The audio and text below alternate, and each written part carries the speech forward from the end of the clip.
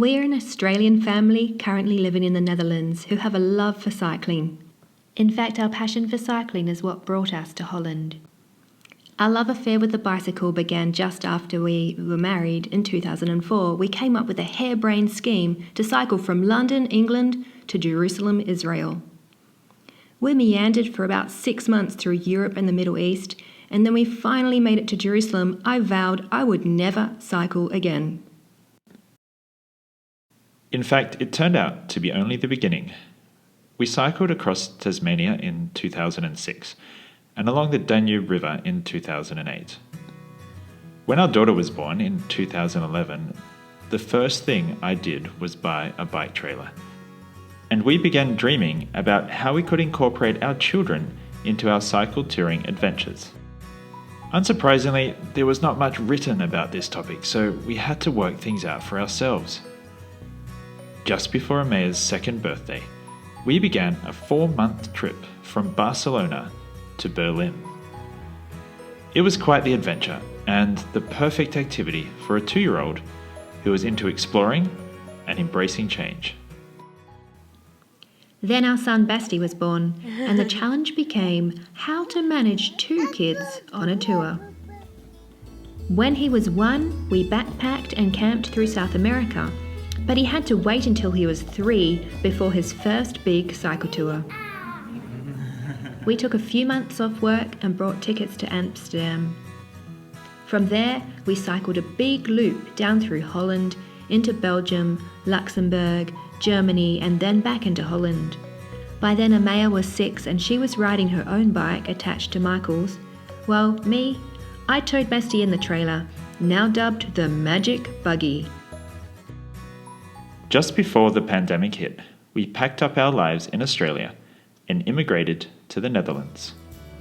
The dream was to make cycling and cycle touring a more integral and integrated part of our lives, especially for our children. Beautifully constructed and maintained bicycle infrastructure means that our kids can cycle safely and at times independently to school, friends' places, music lessons, football training, anywhere. In Australia, our kids were mostly ridden around in our cargo bike because it was far too dangerous for them on the road. Here they enjoy safe, helmet-free cycling, and they have become quite competent cyclists. Last summer, we did our first extended bike tour where we simply packed up our bikes and rode out our front door. Due to the pandemic, we stayed within the Netherlands, but that was not a problem as there is so much to see in this compact and enchantingly quaint country. So, after all these adventures, what have we learnt about touring with kids? What advice can we give? What's good? What's challenging? What tips do we have?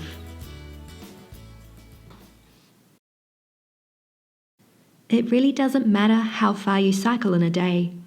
It's about the journey and not the destination. Sometimes when we'd only cycled 20 kilometres, we'd see something we really liked or find a cool campground and just as a family decide to stay. You won't need many toys, as kids will find their own fun with sticks and pine cones and dirt and other kids they meet on the way. On our first trip, our trailer was full of toys and they were rarely played with. Also, don't bring too many clothes. Just be comfortable with not being squeaky clean. If you need anything extra, you can buy it on the way. What we have learned through trial and error is that it is about having the right gear, and definitely don't skimp on the kids' outdoor gear. They have to get through the bike tour as well, and if they're cold and wet, they will be miserable. While the initial outlay for a good tent is really expensive, only a few nights staying in a hotel will pay for it. We've had to keep reinventing our bicycle setup as our kids grow. We started with the trailer and then moved Amaya to a Follow Me attachment when she was 6, and then Basti was in the trailer. Now Basti, who's 6, is on the Follow Me attachment, and the trailer has all our stuff in it. It's really on its last legs. And Amaya, she's riding by herself. Rain and cycle touring don't go well together. When you add children into that mix, things just get more difficult. Cherish the good weather, but be prepared to fork out for a hotel if the rain sets in. I remember one morning on the Moselle River, having ridden for about a week in the rain. We woke up to even more rain and had to pack up a wet tent yet again. 5 kilometres down the road, we found a cosy, dry hotel in a cute village and recovered our spirits. This might sound like a weird one, but we all know cycle touring is not comparable to sipping cocktails in the Caribbean or an all-inclusive in Fiji.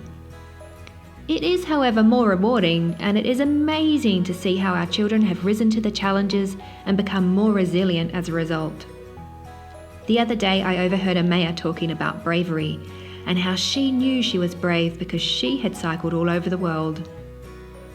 Be comfortable with being uncomfortable and with uncertainty. We would often set out in the morning not knowing where we would sleep that evening, and had to learn just to be okay with that. Fortunately for us, we had already seen many of the world's monuments and museums, so we didn't feel like we needed to revisit them with small children. We would generally avoid big cities and spent most of our time in the countryside.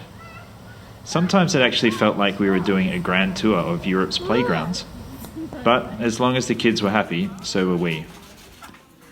We also tried to involve them as much as we could in everyday activities, from setting up the tent to cooking dinner and supermarket shopping. Each time we set out on a tour, we didn't really know if we could do what we were trying to do. We always said to ourselves, well, if things don't work out, we can always just have a nice couple of weeks in one campground and then maybe go to another one, jump on a train, hire a car, there's options. But we always seemed to persevere and would find ourselves at the end of a tour with a sense of accomplishment and lots of memories to cherish. So our cycle touring story continues, and we will keep reinventing how we do things.